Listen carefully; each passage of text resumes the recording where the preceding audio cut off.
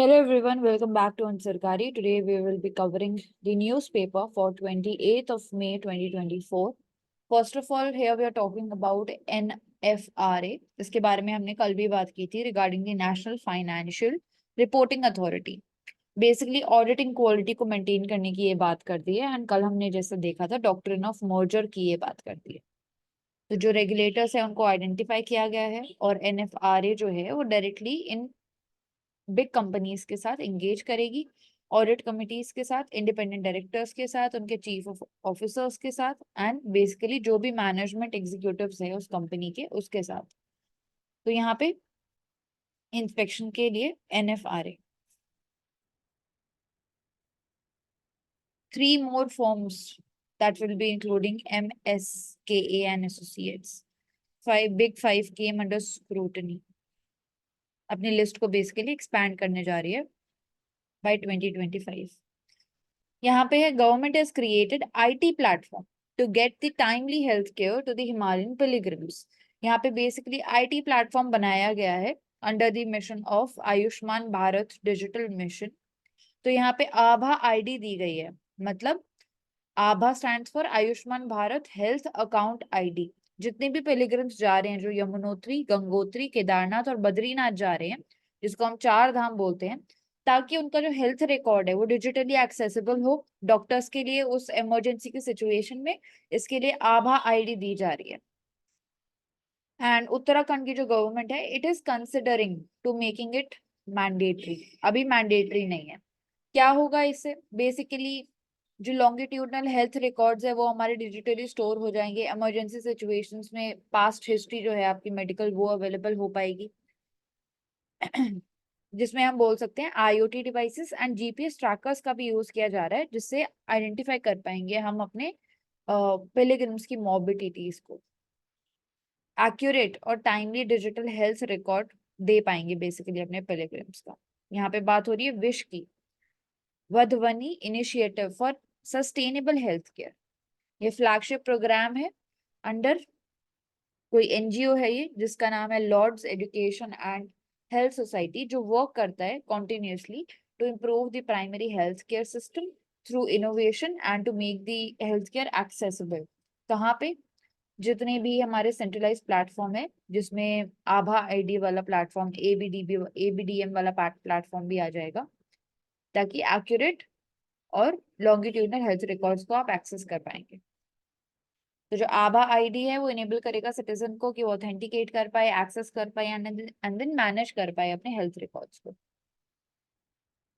ई स्वास्थ्य भी है यहाँ पे, दैट इज धाम program which was already been live with Abha creation. तो Abha ID. Then next is regarding advertisements. Viewers queue up for free streamlining channels. तो यहाँ पे बात हो रही है फास्ट चैनल्स की। अगर फास्ट चैनल्स की यहाँ पे बात करते हैं, stands for free add supported streamlining television, जिसको फास्ट चैनल बोलते हैं। तो ये ज्यादा पॉपुलर होते जा रहे हैं। बेसिकली जो हमारा ट्रेडिशनल टीवी का स्ट्रक्चर है उसको मिमिक करते हैं। एक ही प्लेटफॉर्म पे आपको सारी चीजें मिल जाती हैं, जिसके लिए इसको हम फास्ट सर्विस बोलते हैं। इसके एग्जाम्पल्स में देखें तो बहुत सारी अलग अलग आ जाती हैं हमारी कंपनीज छोटी छोटी। तो video on demand, AVOD advertising video on demand. इसके अलावा 80% OTT व्यूअरशिप फास्ट, ये सब वही बेसिकली प्रोवाइड कर रहा है हमको, जो मिमिक कर रहे हैं हमारे ट्रेडिशनल टीवी के प्लेटफॉर्म को। तो अपनी नीश के अकॉर्डिंग आप सपोर्ट कर सकते हो। लीनियर टीवी चैनल्स नहीं है, बट यहाँ पे अलाउ करता है जो ओनर है कि वो अपनी लाइब्रेरी को अपने चॉइसेस के अकॉर्डिंगली बेसिकली लगा सकता है, प्लेलिस्ट बना सकता है एक तरीके से। तो fast channels. The next is regarding India that relies on China for most of the electronics and electrical goods. तो जैसा कि यहाँ पे दिखाया जा रहा है, 2 इमर्जिंग पार्टनर्स हैं इंडिया के, जिसमें चाइना एंड US। तो टोटल वैल्यू जो है इंडिया के एक्सपोर्ट्स की या इंपोर्ट्स की वो एक्सीड कर रही है किसी और कंट्री के साथ अगर कंपेयर करते हैं तो। चाइना के साथ स्पेसिफिकली यहाँ पे बात करते हैं तो चाइना के साथ जो इम्पोर्ट्स है हमारे बड़े हैं, इसके अलावा एक्सपोर्ट्स जो है वो ज्यादातर स्टैग्नेंट है, जिसकी वजह से हमने कल देखा था कि ट्रेड डेफिसिट जो है वो ओवरऑल हमारा चाइना के साथ और यूएस के साथ बढ़ा है। बट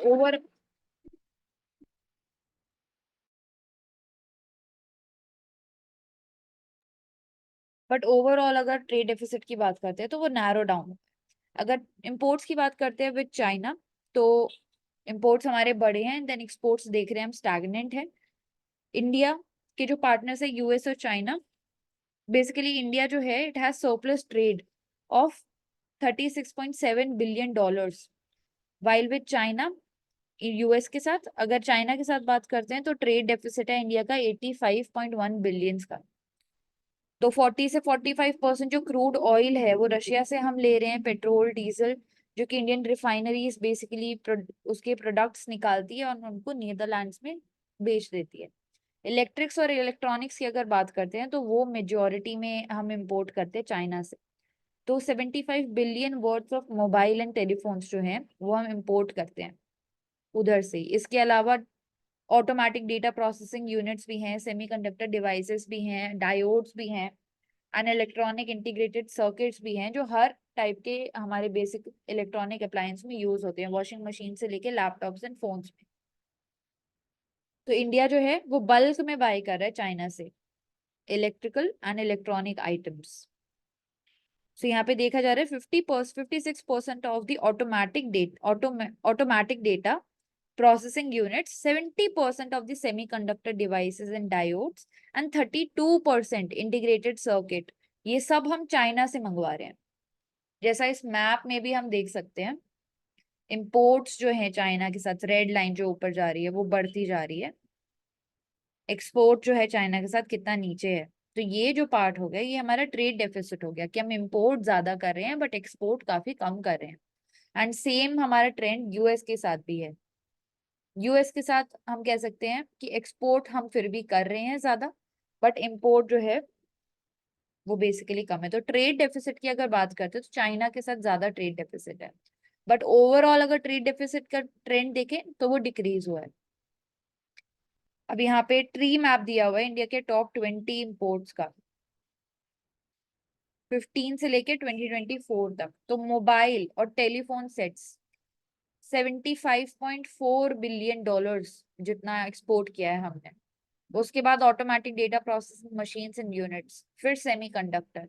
मतलब पहली 4 कैटेगरी में इलेक्ट्रॉनिक से ही रिलेटेड चीजें हैं, mobile, automatic machine units, then semiconductor and then electronic circuits जो हम यूज करते हैं। तो ये पूरा ट्रेंड है। इसके बाद बात करते हैं last decade has witnessed a substantial improvement in sanity, credibility of budget. तो यहाँ पे कुछ कीवर्ड्स दिए गए हैं हमें, फिस्कल प्रूडेंस, इंक्लूसिविटी मेंटेन करना, ट्रांसपेरेंसी मेंटेन करना, जिसमें हम बेसिकली हम बजट के थ्रू इंश्योर कर रहे हैं कि हम इंफ्रास्ट्रक्चर और सोशल डेवलपमेंट दोनों में आगे बढ़ें, इक्विटेबल डेवलपमेंट की तरफ हम आगे बढ़ें। तो फिस्कल प्रूडेंस क्या होती है? क्या होती है फिस्कल प्रूडेंस? तो रिस्पॉन्सिबिलिटी होती है कि जो हमारी गवर्नमेंट है, गवर्नमेंट की जो फाइनेंशियल रिसोर्सेज है उसका मैनेजमेंट रिस्पॉन्सिबल तरीके से और जुडिशियस तरीके से होना चाहिए। तो यहाँ पे क्या आता है, बेसिकली एक बैलेंस हम क्रिएट करते हैं पब्लिक एक्सपेंडिचर के बीच में, और जो रेवेन्यू इंश्योर करता है कि जो गवर्नमेंट है वो अपनी मीन से ज्यादा स्पेंड ना कर दे, उसको हम फिस्कल प्रूडेंस बोलते हैं, ताकि स्मूथ ऑपरेशन बेसिकली चल पाए। तो ध्यान से खर्च करना, आसान भाषा में हम ऐसे समझ सकते हैं।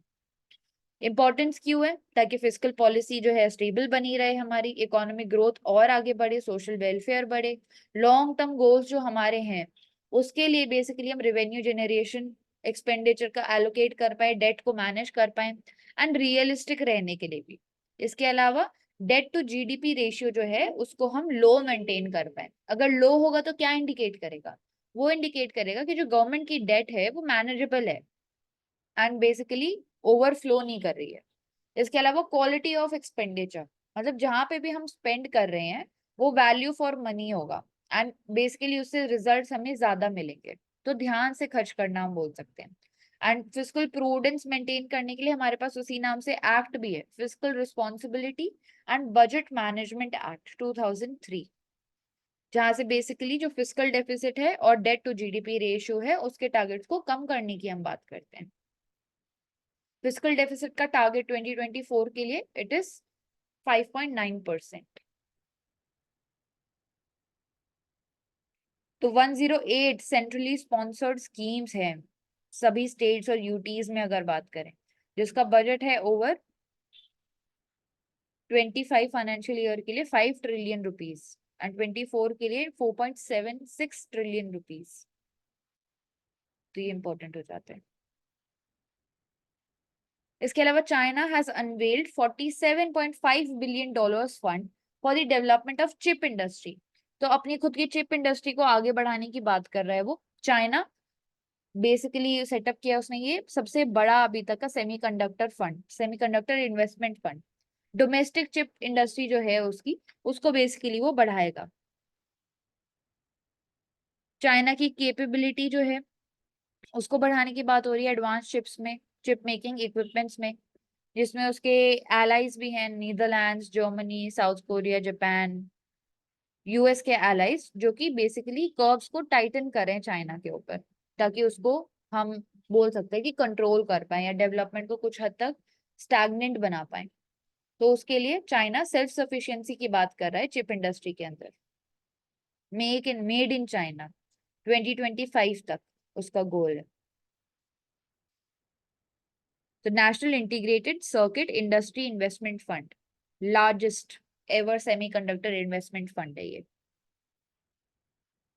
तो इंडिया में कैसे कर सकते हैं? इंडिया भी हमने देखा कि काफी ज्यादा इंपोर्ट डिपेंडेंट है। जो सेमीकंडक्टर चिप इंडस्ट्री है, इलेक्ट्रॉनिक्स का सेक्टर है, चाइना के ऊपर ही कितना ज्यादा इंपोर्ट डिपेंडेंट है। तो हम बोल सकते हैं कि पीएलआई स्कीम जो ऑलरेडी हम दे रहे हैं उसके अलावा और भी आगे मेजर्स हमको लेने चाहिए। देन लैंड एक्विजिशन जो होता है इन इंडस्ट्रीज के लिए, उसको बेसिकली इजी बनाना चाहिए जो फॉरेन प्लेयर्स आ रहे हैं इंडिया के अंदर। इसके अलावा रिसोर्सेज का management and skilled and semi skilled labour का बेसिकली अवेलेबल होना। तो डेमोग्राफिक डिविडेंड को ग्रास रूट लेवल से ही एडवांटेज की तरह लेके चलना, जिसमें हम ग्रेजुएट्स को, इंजीनियर्स को प्रैक्टिकल इंफॉर्मेशन भी इम्पार्ट करें। The next is why building of highways in India is slowing down. तो हमने रिसेंटली देखा था रूरल रोड्स, जिसमें फेज 1 और 2 में तो काफी ज्यादा हमने देखा कि रोड्स बनाए गए जितना सैंक्शन हुआ था, बट थर्ड फेज में आते आते हमने देखा कि जितना सैंक्शन हुआ था that is more than 1 lakh, but जितना बना रोड रूरल एरियाज में दैट वाज अबाउट 70,000 किलोमीटर्स। तो दिखाता है कि धीरे धीरे कुछ कुछ चैलेंजेस की वजह से उतना टारगेट हम अचीव नहीं कर पा रहे थे। तो वैसे ही यहाँ पे हाईवे से रिलेटेड प्रॉब्लम आ रही है, जिसमें रेट जो है वो स्लो डाउन हो रहा है कंस्ट्रक्शन का। तो यहाँ पे देखा जा रहा है रेट ऑफ कंस्ट्रक्शन जो है हाईवेज का इंडिया के अंदर, it had consistently gone up 12 kilometres per day 13-14 में से लेके 2018 और 19 में 30 किलोमीटर्स पर डे। बट अभी हम देख रहे हैं कि जो पेस है वो डिक्लाइन हो गया टू 10,500 किलोमीटर्स पर ईयर के बेसिस पे। नेशनल हाईवे नेटवर्क जो है वो 60% से इंक्रीज हुआ है। तो हम देख सकते हैं कि जो लेंथ है 4 लेन्स की वो इंक्रीज हुई है 2.5%। तो इंक्रीज तो हुआ है जो टोटल हमारा हाईवे नेटवर्क है, क्योंकि कॉन्टिन्यूसली हम काम कर रहे हैं, बट जितना होना चाहिए हम देख रहे हैं उसमें स्पीड हमारी कम हो गई है। तो फिजिकल 2025 कैसा होने वाला है एंड कैसा वहां पे हम देख सकते हैं कि क्या क्या इम्पैक्ट आएंगे। तो उसमें दिखाया जा रहा है कि कुछ कुछ फैक्टर्स हैं, जो जियो पॉलिटिकल कंसर्न्स हैं उसकी वजह से इन्फ्लेशन भी बढ़ रही है, हम कितना फंड एलोकेट कर रहे हैं, जो कॉस्ट है उसमें कितना डिले हो रहा है अप्रूव होने में। इसके अलावा रॉ मटेरियल और लैंड प्राइसेस, जिसमें कई चीजें हम इंपोर्ट भी करते हैं, इन्फ्लेशन की वजह से प्राइस भी उनका हाई हो जाता है, जो कि सब भारत माला परियोजना प्रोजेक्ट के अंदर है। तो ये कुछ इश्यूज हैं जो हम फेस कर रहे हैं। इसके अलावा एनएचएआई जो डेट है उसकी वो बढ़ती जा रही है। इतने ज्यादा वाइडर हाईवे बनाने के लिए उसको हैवीली बोरो करना पड़ता है मार्केट से, और उसकी जो डेट है 3.5 ट्रिलियन तक जा चुकी है। तो उसका रीपेमेंट का जो पीक होगा वो होगा बाय फाइनेंशियल ईयर 28। तो NHAI जो है it will only be debt free by 2040। तो हम देख सकते हैं कि डेट मॉडलिंग भी काफी ज्यादा जरूरी है, जिसमें अलग अलग मॉडल्स हम देखते हैं प्रोक्योरमेंट से रिगार्डिंग, जिसमें EPC प्रोजेक्ट यहाँ पे दिखाया जा रहा है, that is called engineering procurement construction projects. इसमें क्या होता है, बेसिकली हाइब्रिड मॉडल है जिसमें कॉस्ट बियरिंग उठाई जाती है हाईवेज की। जो प्राइवेट इन्वेस्टर होते हैं, हमारे प्राइवेट सेक्टर होता है, वो 60% कॉस्ट उठाता है, एंड देन जो रिमेनिंग परसेंट होती है 40% वो हमारी गवर्नमेंट उठाती है। तो national highway authority of India, debt बढ़ रही है, रॉ मटेरियल का कॉस्ट बढ़ रहा है, लैंड प्राइसेस का कॉस्ट बढ़ रहा है, देन डिले हो रहा है प्रोजेक्ट कॉस्ट के अप्रूव होने में। इसलिए हम बोल सकते हैं कि जो हाईवे है उसका रेट स्लो डाउन होता जा रहा है। Then next is regarding ketones. Ketones क्या होते हैं? ऑर्गेनिक कंपाउंड होते हैं, वाटर सॉल्युबल मॉलिक्यूल्स होते हैं। कैसे क्या काम करते हैं? एनर्जी सोर्स के ऑल्टरनेटिव की तरह काम करते हैं ब्रेन के लिए स्पेसिफिकली। तो कब होते हैं ये हम बोल सकते हैं कि it occurs when there is inadequate glucose. जो ग्लूकोज और कार्बोहाइड्रेट्स जो कि फ्यूल की तरह काम करते हैं हमारे बॉडी के सेल्स के लिए, जब वो प्रेजेंट नहीं है उतनी मात्रा में जितने में होना चाहिए, या फिर दे हैव ब्रोकन डाउन, तो उस केस में कीटोन्स जो है वो बेसिकली एनर्जी सोर्स की तरह काम करते हैं। तो टाइप 1 डायबिटीज के पेशेंट की यहाँ पे बात हो रही है, जिनका हाई कीटोन लेवल होता है। सिम्टम्स क्या क्या है हाई कीटोन लेवल के? High blood sugar level, then dry mouth, dry skin, dehydration, frequent urination, feeling of extreme thirst, ये सब हम देख सकते हैं। तो alternative energy source ketones, organic compound. Then next is what are colours and how do people understand them. अब colours को हम बहुत अलग अलग चीजों के साथ एसोसिएट करते हैं, जैसे हमारे फ्लैग के अंदर ही डिफरेंट कलर्स हैं, उसको हम डिफरेंट चीजों के साथ एसोसिएट करते हैं। वैसे ही ओवरऑल दी वर्ल्ड जो आर्ट है उसको डिफरेंट टाइप्स में एसोसिएट किया जाता है, सोशल क्लासेस के साथ डिफरेंट कलर्स को, नेचर के साथ, ट्रेड के साथ, with innovation, with climate change, politics and also religion. जैसे कि कल ही हमने देखा वाटरमेलन के जो कलर्स थे उसको एसोसिएट किया हमने पैलेस्टीन के फ्लैग से। तो वैसे ही कलर्स जो है उसको डिफरेंट चीजों से हम एसोसिएट करते हैं। अब कलर क्या होता है? बेसिकली कलर एक टाइप का इंफॉर्मेशन होता है जो हमारी आई रिसीव करती है और फिर इलेक्ट्रोमैग्नेटिक रेडिएशन के बेसिस पे आइडेंटिफाई करती है।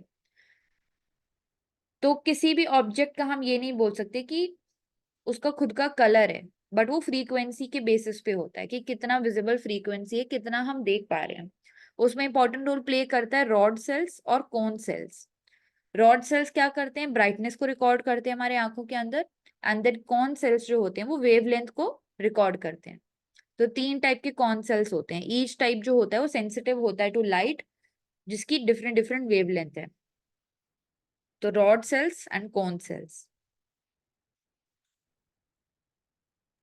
एंड बहुत सारे एंड बर्ड एंड बहुत अगर सारे कलर्स की वेवलेंथ की अगर बात करते हैं तो जैसे सबसे ज्यादा किसकी वेवलेंथ होगी तो वो रेड की होती है। कैसे याद कर सकते हैं? जो रेड लाइट होती है जब से हम स्ट्रीट लाइट देखते हैं या फिर ट्रैफिक लाइट, तो वो रेड कलर की इसलिए होती है क्योंकि वो दूर तक ट्रैवल कर सकते हैं, बिकॉज उसकी वेवलेंथ बहुत ज्यादा होती है। एंड सबसे कम फिर पर्पल की हो जाती है जब हम विबग्योर में देखते हैं तो वॉयलेट। जैसे विब ग्योर जो है। हाँ। तो विब ग्योर के अकॉर्डिंग हम इजिली याद रख सकते हैं उसको। तो यहाँ पे वही दिखाया जा रहा है कि जैसे ह्यूमंस में 3 कॉर्न सेल्स होते हैं, तो कुछ कुछ बर्ड्स और रेप्टाइल्स होते हैं जिनके 4 टाइप ऑफ कॉर्न सेल्स होते हैं, जिसको टेट्रा क्रोमैट्स हम बोलते हैं। ह्यूमन विजन की बात करते हैं तो रिस्ट्रिक्टेड वेवलेंथ होती है 400 नैनोमीटर से लेके 700 नैनोमीटर्स तक। हनी बीज जो हैं वो अल्ट्रावायलेट लाइट को भी देख सकती हैं। मॉस्किटोज एंड बीटल्स जो हैं वो कुछ कुछ इंफ्रारेड रेडिएशन की वेवलेंथ को भी देख सकती हैं।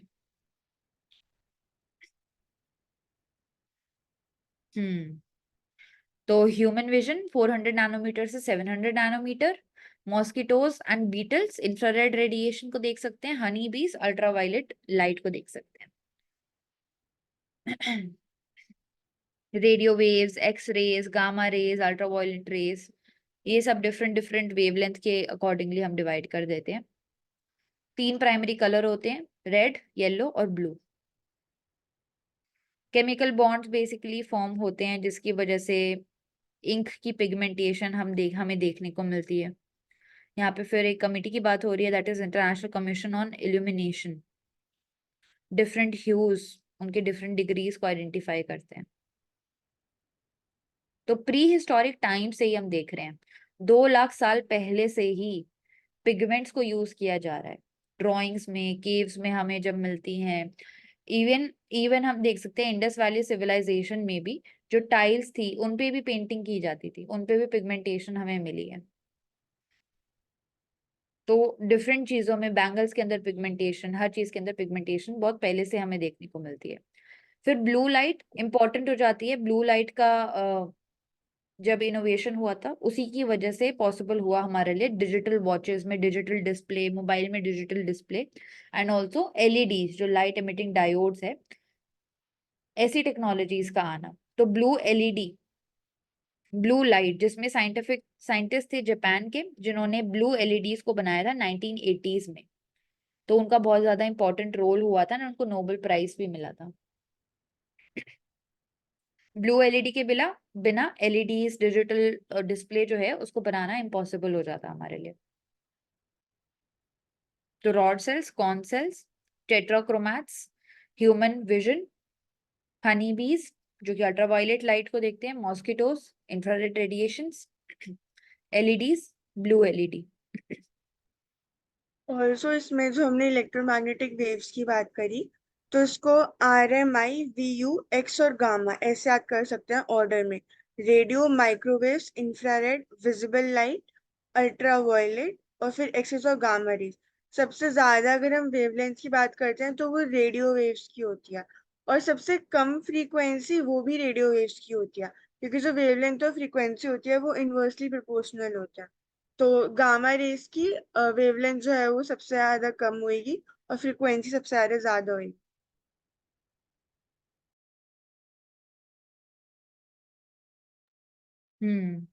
Thank you Prerna for adding.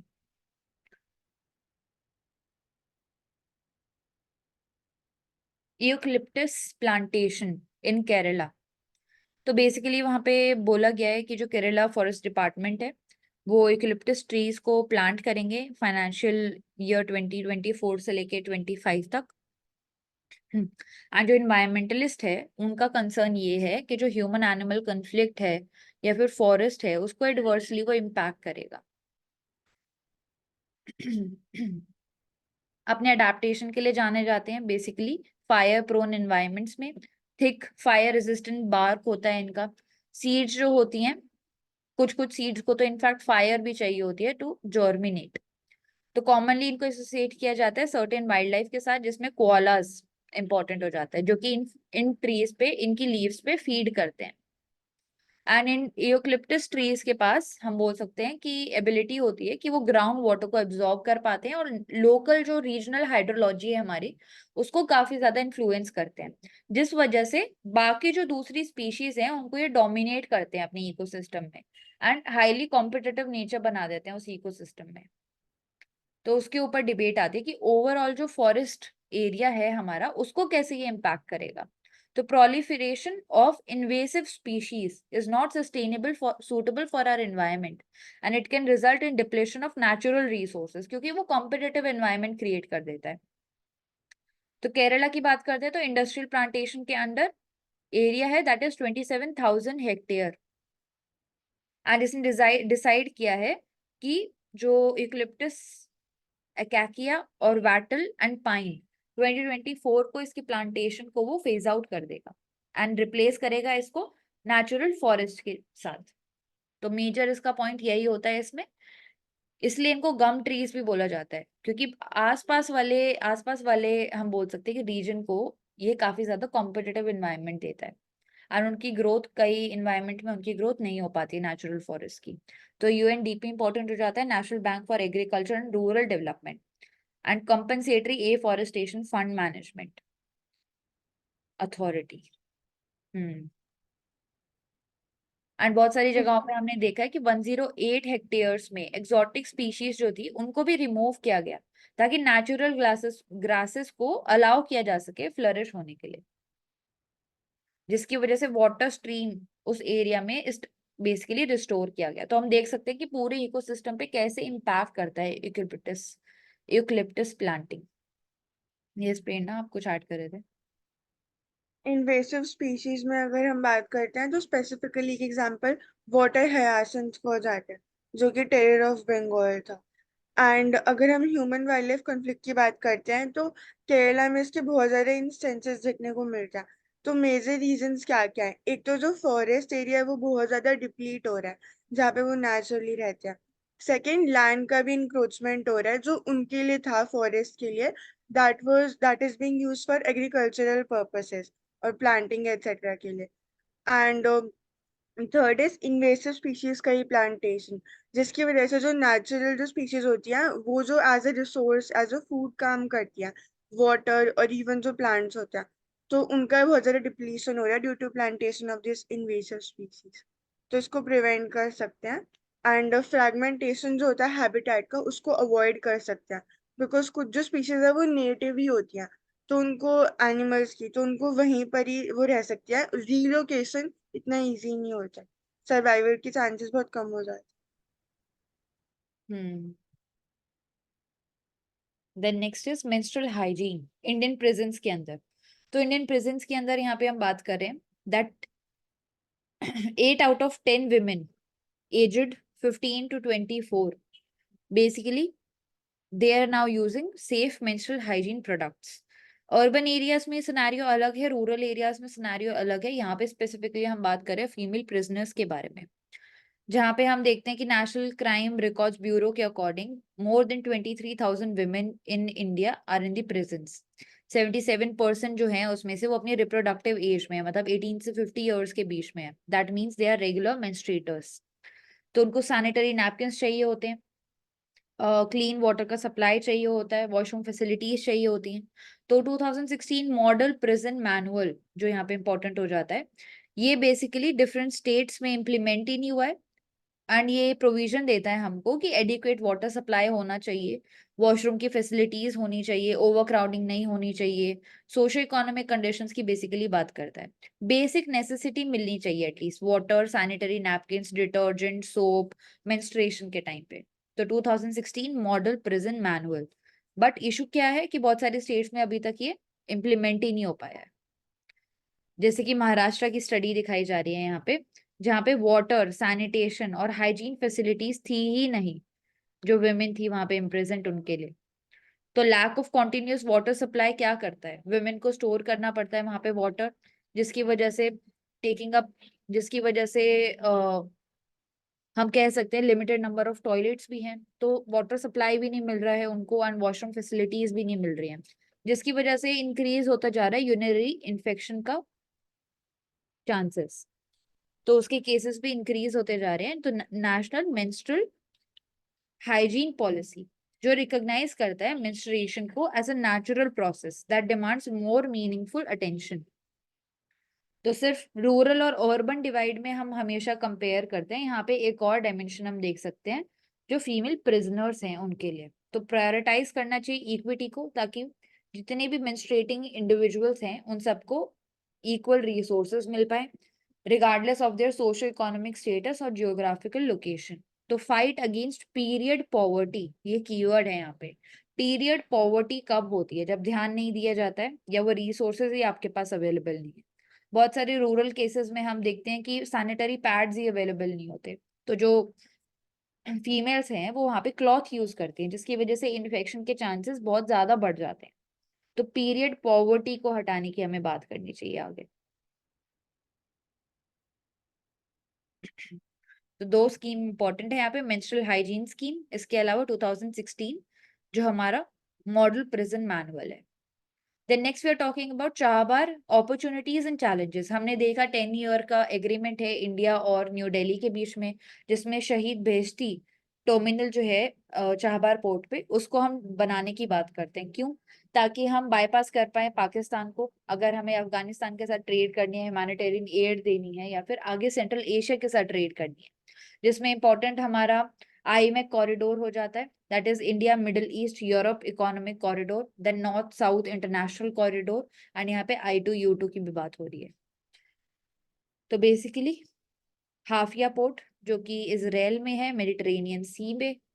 तो अडानी ग्रुप ने उसको बाय किया है इजराइल के अंदर। तो इंडिया जो है it was opening to developed countries and Chabahar जो है इन ईरान वाज वन। ठीक है, इंपॉर्टेंट है। तो यहाँ पे अगर बिगर पिक्चर की बात करते हैं हम ईरान और इंडिया को लेके, तो जो पोर्ट का प्रोजेक्ट है हमने बात की है कि इसका स्लो डाउन हो गया है, आगे इसको कैसे यूज कर पाएंगे, जियोपॉलिटिकल कंसर्न्स है, रीजनली अनस्टेबल नेचर है अभी। तो यहाँ पे बात हो रहा है कि सिर्फ ये अकेला ही एक सिंगुलर मेजर प्ले नहीं है दोनों कंट्रीज के बायलेटरल रिलेशनशिप्स में, और भी चीजों में दोनों कंट्रीज इंगेज्ड हैं एक्टिवली।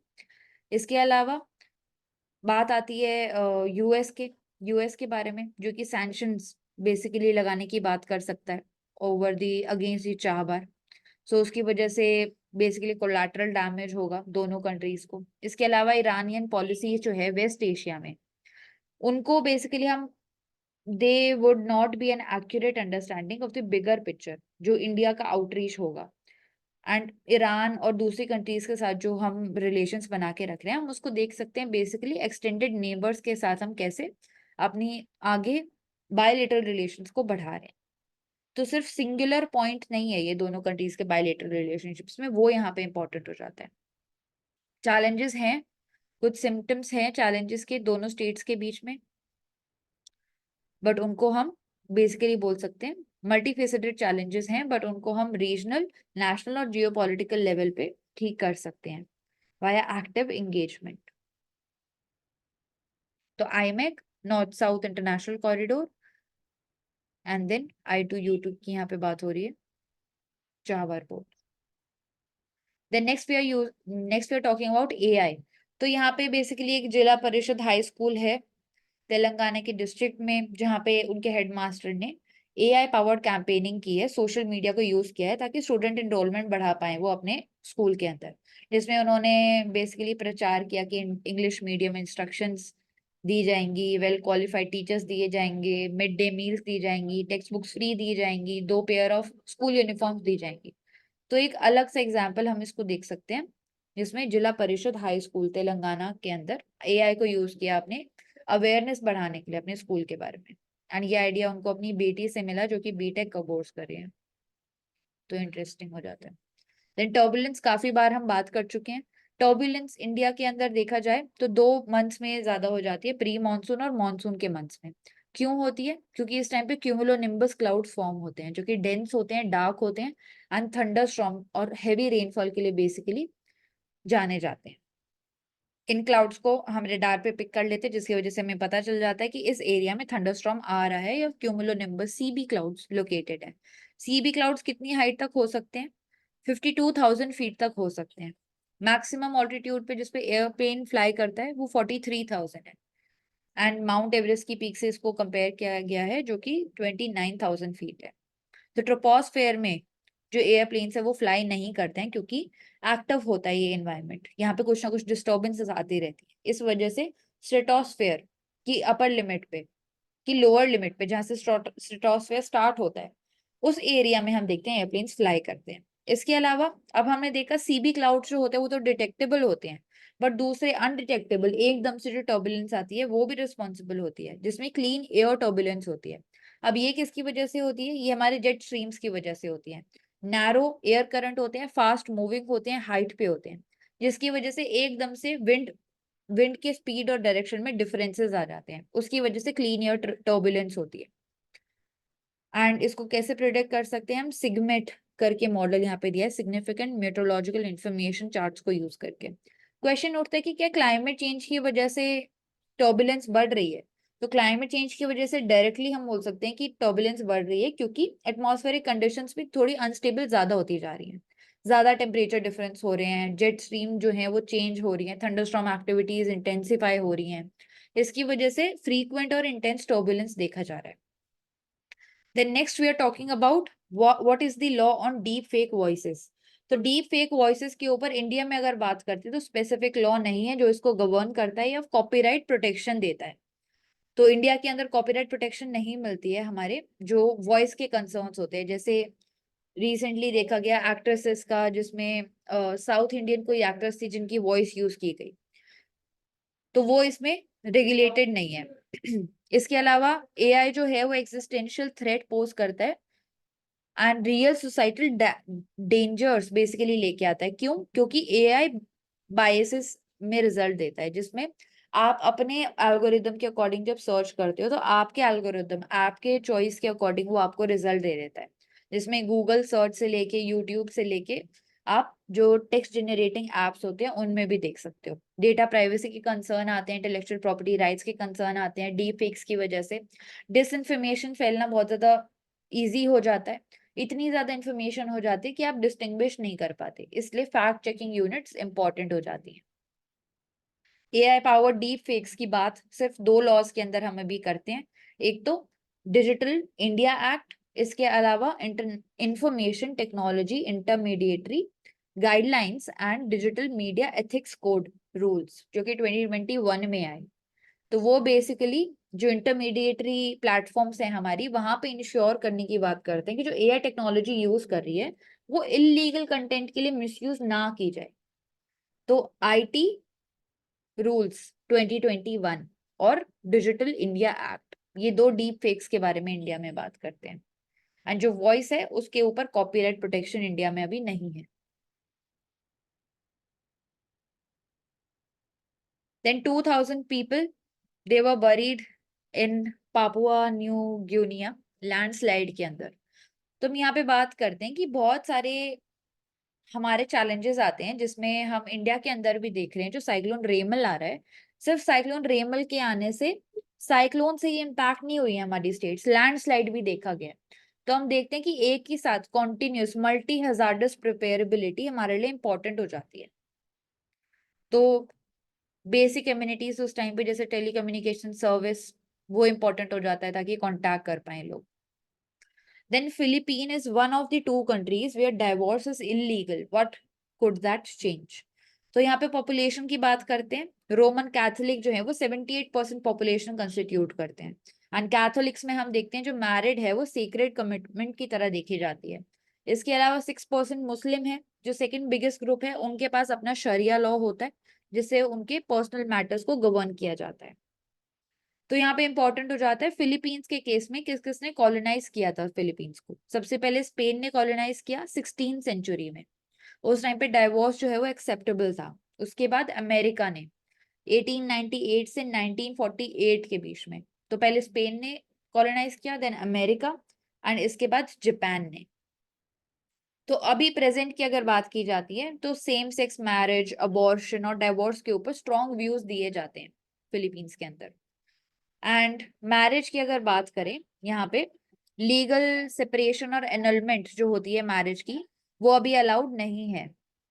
अगर पार्टीज को डाइवोर्स चाहिए भी तो डाइवोर्स नहीं मिलता है, बट हम बोल सकते हैं कि सेपरेटली रहना उनको अलाउड हो जाता है, बट मैरिज एंड नहीं होती है। कौन से बेसिस पे अब एनलमेंट होती है मैरिज की? अगर इंसानिटी का केस है, फ्रॉड का केस है, फोर्स का केस है, इंटिमिडेशन का केस है at the time of marriage, तो सिर्फ उन केसेस में मैरिज को अनल कर सकते हो आप, उसके अलावा नहीं कर सकते। तो इसकी वजह से इश्यूज क्रिएट होते हैं। जो बैड मैरिजेस में विमेन है वो डोमेस्टिक अब्यूज बेसिकली फेस कर रही है। उनके जो लीगल डॉक्यूमेंट्स हैं वो सेपरेशन के बाद भी हस्बैंड के साथ ही लिंक्ड रहते हैं। तो किसी चीज के लिए उनको अप्रूवल चाहिए तो वापस से उनको हस्बैंड की परमिशन लेनी होगी, जिसकी वजह से बेसिकली इनकेपेबल वो बन जाती हैं आगे बढ़ने के। तो colonization Spain, America, and then Japan और Philippines। एंड डाइवोर्स जो है वो अलाउड नहीं है, एनलमेंट होता है सिर्फ कुछ कुछ केसेस में, इंसैनिटी, फ्रॉड और फोर्स और intimidation. AI in legal cases, court ने क्या बोला? तो बेसिकली गूगल और चैट जीपीटी 3.5 की यहाँ पे बात हो रही है, एंड हाई कोर्ट ने उनको यूज किया था रिसर्च के लिए। तो पहली बार ऐसा नहीं हो रहा है कि जो एआई है उसको जुडिशियल वर्क के अंदर यूज किया गया है। तो लीगल और फैक्चुअल इश्यूज आ जाते हैं यहाँ पे, बायस रिजल्ट्स आ जाते हैं, वो सारे हमारे चैलेंजेस होते हैं एआई के अंदर। We can continue in the next session. So we are talking about why dal imports have surged. तो फूड इन्फ्लेशन का प्रेशर बढ़ रहा है एल नीनो की वजह से। तो यहाँ पे बात हो रहा है सीपीआई का, कंज्यूमर प्राइस इंडेक्स, सीरियल्स के लिए, जो कि बढ़ा है बाय 8% अप्रोक्सीमेटली। तो ओवरऑल जो रोटी का प्राइस है उसमें ज्यादा इम्पैक्ट नहीं देखा गया है, बट जो मेजोरिटी ऑफ पुअर और लोअर मिडिल क्लास इंडियंस है वहां पे इम्पैक्ट देखा गया है। बट उनमें भी हम डेटरेंस क्रिएट कर रहे हैं, कैसे? फूड सिक्योरिटी स्कीम्स के द्वारा, जिसमें 5 किलोग्राम राइस और वीट जो है वो मंथली बेसिस पे दिया जाता है free of cost, more than 800 million people. तो पल्स इन्फ्लेशन की बेसिकली यहाँ पे बात हो रही है, वैल्यू ऑफ पल्स इंपोर्ट्स जैसे दिखाया जा रहा है। जो इंपोर्ट्स है मेजर पल्सेस के विद ईयर, उनमें क्या क्या चेंजेस आए हैं। तो इन्फ्लेशन ऑफ पल्सेस जो है वो 16% पे अप्रोक्सीमेटली दिखाई गई है, जिसने कंज्यूमर्स को डायरेक्टली इम्पैक्ट किया है। सीरियल्स पल्सेस जो हैं ये वाइडली डिस्ट्रीब्यूटेड नहीं होते हैं हमारे पब्लिक डिस्ट्रीब्यूशन स्कीम्स में। जैसा कि हमने देखा कि जो रोटी का प्राइस है वो ज्यादा नहीं हुआ है, क्योंकि वीट को हम पब्लिक डिस्ट्रीब्यूशन स्कीम्स के द्वारा डिस्ट्रीब्यूट करते हैं, बट जो सीरियल और पल्सेस हैं ये वाइडली डिस्ट्रीब्यूट नहीं किए जाते। जैसे चना, चिकपी जिसको बोलते हैं, उसका प्राइस, या फिर चीपेस्ट दाल का प्राइस यहाँ पे दिखाया जा रहा है 70 रुपीज से लेके 85 रुपीज पर केजी हो रहा है। अरहर और तुर जिसको पिजन पी बोलते हैं हम, उसका प्राइस इंक्रीज हो रहा है 120 से लेके 160 पर ग्राम। तो हम देख सकते हैं कि डायरेक्टली कितना इन्फ्लेशन जो है वो इम्पैक्ट कर रहा है। उड़द जिसको ब्लैक ग्राम बोलते हैं, मूंग जिसको ग्रीन ग्राम बोलते हैं, इनके प्राइसेस भी राइज हुए हैं। इसमें सिर्फ एक में हम स्लाइटली डिक्रीज देख रहे हैं, जिसमें मसूर दाल, रेड लेंटिल है, उसमें डिक्रीज देखा गया है। क्यों इतनी इन्फ्लेशन हो रही है? एल नीनो की वजह से, जिसमें इरेगुलर मानसून आए, विंटर रेन्स जो थी वो इरेगुलर थी, और विंटर रेन्स के आने की वजह से क्रॉप जो है वो हमारी डैमेज हो गई, जिसकी वजह से डोमेस्टिक पल्स प्रोडक्शन जो था उसमें ही हमें रिडक्शन देखने को मिला। अब रिडक्शन देखने को मिला तो डिमांड तो उतनी है, बट रिडक्शन कम हो गया तो इन्फ्लेशन इम्पैक्ट करता है। पुअर हार्वेस्ट कहाँ पे थे? जैसे यहाँ पे दिखाया जा रहा है, तेलंगाना, कर्नाटका, महाराष्ट्र, आंध्र प्रदेश।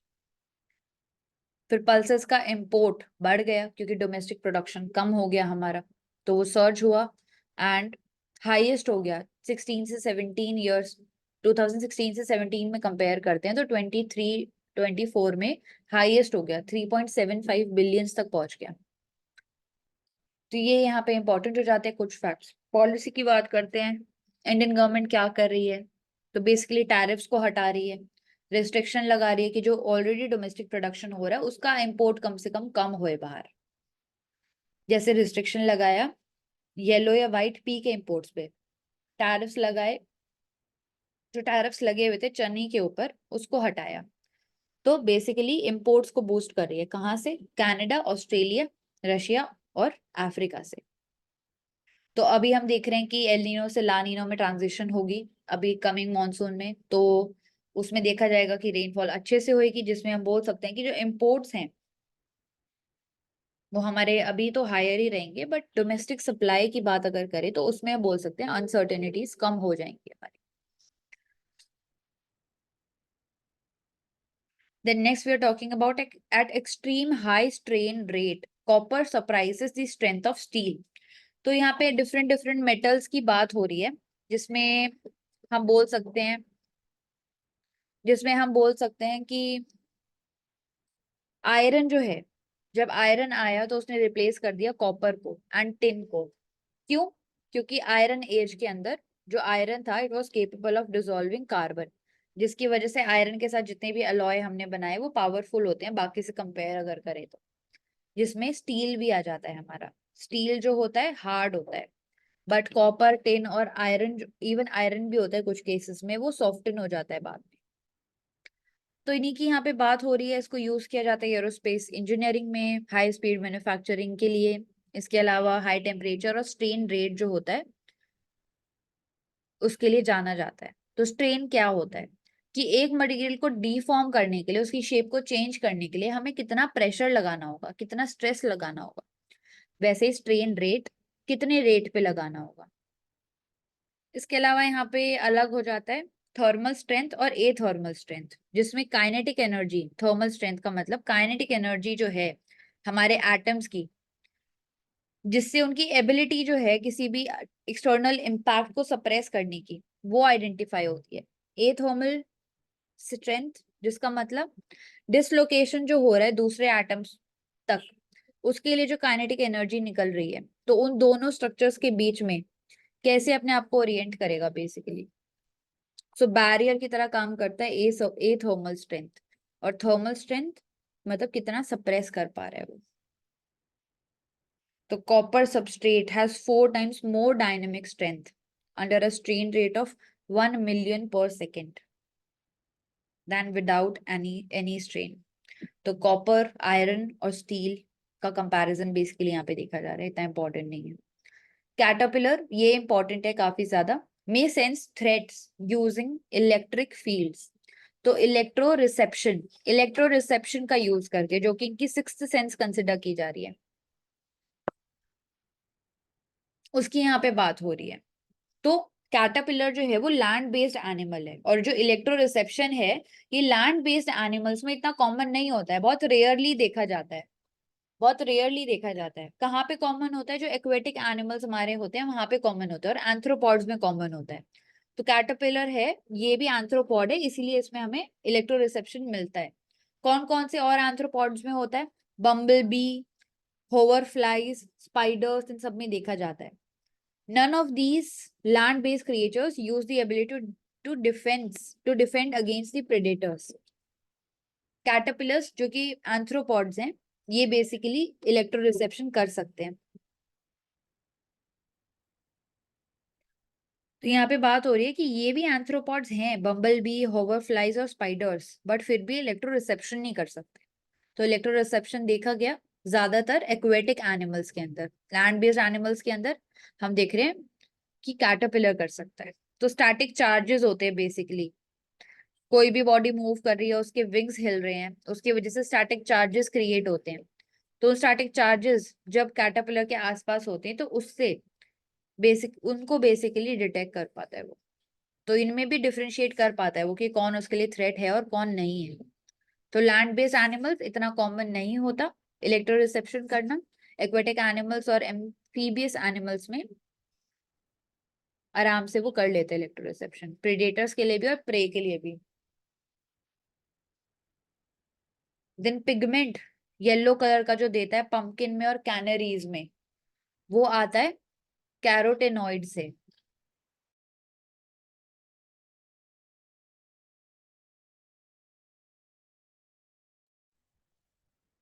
इसके बाद आता है how tiny satellites will track heat loss from the earth's pole. जो नासा है, इट हैज लॉन्च्ड 2 छोटी सैटेलाइट्स लॉन्च की है। क्यों? ताकि जो अर्थ के पोल्स है वहां पे हीट एमिशंस को आप स्टडी कर पाओ। तो शू बॉक्स साइज्ड क्यूब सैटेलाइट्स हैं, रूबिक्स क्यूब से थोड़ी सी ही बड़ी है, हम देख सकते हैं। वेट भी इसका 1.33 kg है बस। तो pre fire, that is polar radiant energy in the far infrared experiment, उस मिशन के अंदर क्यूब सैटेलाइट्स को लॉन्च किया जा रहा है अंटार्कटिक और आर्कटिक। क्यों अंटार्कटिक और आर्कटिक को स्टडी करने की बात हो रही है? कि कितना इंफ्रारेड रेडिएशन वो बेसिकली कर पा रही है, कितना एब्जॉर्ब हो रहा है वाटर वेपर्स के थ्रू। तो कितना, क्योंकि वो सबसे ज्यादा वल्नरेबल होते हैं, ग्लेशियर्स वहीं पे लोकेटेड है, इसीलिए वहां पे मैपिंग की हम बात कर रहे हैं। थर्मल इंफ्रारेड स्पेक्ट्रोस्कोप, उससे मेजर किया जाएगा कि कितने amount of infrared and far infrared radiations वहां पे हैं। तो एल्बीडो इफेक्ट कम हो रहा है, ये ज्यादा हो रहा है। एल्बीडो इफेक्ट मतलब जितनी सनलाइट आ रही है उस सनलाइट को कितना आप रिफ्लेक्ट बैक कर पा रहे हो, उसकी बात होती है। तो जो व्हाइट सर्फेसेस होते हैं उनका एल्बीडो इफेक्ट ज्यादा होता है। व्हाइट कलर, स्नो आइस जो होती है व्हाइट कलर की होती है, इसलिए वहां पे एल्बीडो इफेक्ट ज्यादा होता है, इसलिए वहां पे इंफ्रारेड रेडिएशंस की बात हो रही है। कहाँ पे प्लेस किया जाएगा इसको? लो अर्थ ऑर्बिट में, अबाउट 500 किलोमीटर्स के ऑल्टीट्यूड पे। New findings which may improve the ability to forecast solar storms। Solar storms हमने देखा, एरोरास आए, सोलर फ्लेयर्स, सोलर मास इजेक्शंस, जिसकी वजह से सोलर स्टॉर्म्स आते हैं।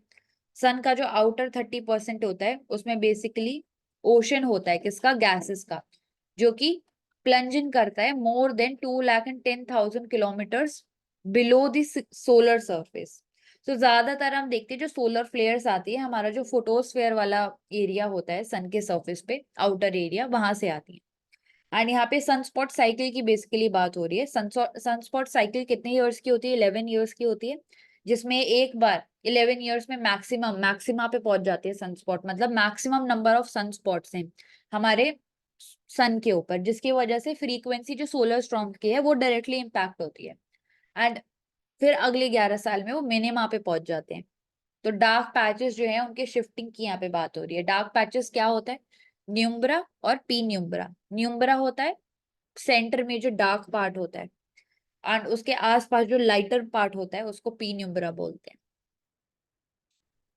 इसके बाद आता है डे आफ्टर साइक्लोन रेमल। तो यहाँ पे दिखाया जा रहा है कि सारे डिजास्टर्स को आप प्रिडिक्ट नहीं कर सकते, सारे क्लैमिटीज को आप प्रिडिक्ट नहीं कर सकते। जैसे अर्थक्वेक है, नेचुरल डिजास्टर्स है, तो डिफरेंट डिफरेंट एग्जांपल्स यहाँ पे दिए गए हैं, जिसमें जापान का एग्जांपल दिया गया है कि वर्स्ट अर्थक्वेक आया था 1923 में, जबकि वो सबसे one of the wealthiest and advance nation में से आता है, जब भी वो डिटेक्ट नहीं कर पाता है। इलेक्ट्रॉनिक रेवोल्यूशन हुआ, उसके बाद भी हम बोल सकते हैं कि अर्थक्वेक्स के सभी अर्थक्वेक्स को वो बेसिकली नहीं डिटेक्ट कर पाया, उस प्रॉब्लम को अभी तक नहीं सॉल्व कर पाया है। सी लेवल राइज हो रहा है, क्लैमिटीज जैसे फ्लड होते हैं, साइक्लोन्स और भी ज्यादा होते हैं। तो यहाँ पे यही बात हो रही है कि अर्थ को एक ऐसी नेचुरल क्लैमिटीज जो है, हर क्लैमिटी को आप प्रिडिक्ट नहीं कर पाते हो। इसीलिए कॉम्प्रिहेंसिव व्हाट टू डू, ये टू डू लिस्ट जो है हमारी, अगर ऐसा कोई क्लैमिटी आ भी गई है तो इमरजेंसी बेसिस पे आपको क्या क्या स्टेप्स लेने हैं वो रेडी कम से कम हमारे पास होना चाहिए। जो लोकल्स हैं उनकी ट्रेनिंग कम से कम होनी चाहिए। तो new laws to make the roads smoother, यहाँ पे बेसिकली बात हो रही है जो रोड हमारे बनाए जाते हैं by the ministry of road transport और हाईवेज। तो जो नए प्रोजेक्ट्स अब होंगे उनमें जो मटेरियल लगा रहे हैं, जैसे बिटुमिनस बाइंडर्स लगाते हैं डिफरेंट डिफरेंट ग्रेड्स के, तो अब बात की जा रही है क्योंकि क्लाइमेट चेंज इतना आ रहा है, पॉट होल्स आ जाते हैं, बार बार ब्रेक हो जाता है रोड। तो बात हो रही है कि सिर्फ वेट कैपेसिटी के ऊपर, वेट कैरिंग कैपेसिटी अभी तक हम मेजर करते थे जिस तरीके से हम रोड बना रहे हैं, बट अब और भी फैक्टर्स को हम नई गाइडलाइंस के अंदर बेसिकली इंक्लूड करेंगे, जिसमें डिफरेंट क्लाइमेटिक जोन को कंसिडर करेंगे, जिसमें temperature, rainfall, snowfall, traffic loading, intensity population की कितनी है, इन सारे फैक्टर्स को भी हम मेजर करेंगे। इसके अलावा हम बोल सकते हैं डिफरेंट क्लाइमेटिक जोन्स के अकॉर्डिंग जो बिट्यूमेन है उसको हम मॉडिफाई करेंगे, उतनी ग्रेड में हम उसको यूज करेंगे। तो क्लाइमेट स्मार्ट रोड्स हम बोल सकते हैं, क्लाइमेट स्मार्ट रोड्स की तरफ हम बढ़ रहे हैं। Then last we are talking about letting in the light and the air. तो दो फायर इंसिडेंट्स मेजर अभी हुए, एक तो न्यू दिल्ली के अंदर फायर लगी एक हॉस्पिटल के अंदर, एंड राजकोट में जो अम्यूजमेंट पार्क था वहां पे गेमिंग जोन के अंदर। तो यहाँ पे यही बात हो रही है कि इम्पोर्टेंस ये बेसिकली हाईलाइट करते हैं अर्बन इंफ्रास्ट्रक्चर के अंदर, जिसमें नेशनल बिल्डिंग कोड इंपॉर्टेंट हो जाता है, जिसमें लिवेबिलिटी, सेफ्टी, सस्टेनेबिलिटी, जो यूजर्स हैं, जो कस्टमर आ रहा है वहां पे, जो इंसान आ रहे हैं वहां पे, उनके लिए इंपॉर्टेंट हो जाता है कि जो अथॉरिटी बना रही है वो इन बिल्डिंग कोड्स को फॉलो करे। Minimum room to window area ratio, ताकि सफिशिएंट लाइट और एयर आ पाए, जो कि इन कोड में स्पेसिफाई भी किया जाता है डिटेल में, उसको फॉलो किया जाए। ओरिएंटेड क्लाइमेटोलॉजी के अकॉर्डिंग बनाया जा पाए। एंड बहुत सारी जगह पे हम देखते हैं कि फ्री स्पेस जो होती है वो फ्री स्पेस छोड़ते ही नहीं है, वो ट्राई करते हैं जितना हम स्पेस को यूटिलाइज कर सकते हैं उतना कर ले, जिसकी वजह से कंजेस्टेड एरिया हो जाता है। जैसा कि हमने राजकोट के केस में देखा, बहुत छोटे छोटे गेट्स थे, अगर वो गेट बड़े होते एंड मल्टीपल एग्जिट पॉइंट्स होते तो शायद डिफरेंस हो सकता था। तो सेफ और सस्टेनेबल और अर्बन एनवायरनमेंट बनाना बहुत ज्यादा जरूरी है, जिसमें डिफरेंट स्टेक होल्डर्स ऐसे कोड्स को फॉलो करना जरूरी हो जाता है अर्बन इंफ्रास्ट्रक्चर के अंदर। तो enclose large green manicure spaces, तो लार्ज और ग्रीन स्पेसेस का होना बहुत ज्यादा जरूरी है अम्यूजमेंट पार्क और ऐसे हॉस्पिटल्स के अंदर। जैसे कि अपार्टमेंट्स के अंदर बालकनीज का देखा जा रहा है, बालकनीज का होना भी जरूरी है। तो letting the light and the air in. कैसे? By following the national building codes. So we have covered comprehensively many important topics today, and I hope it was a very fruitful session for everyone. Thank you so much for joining Ansarkari. Keep watching and keep learning. Thank you.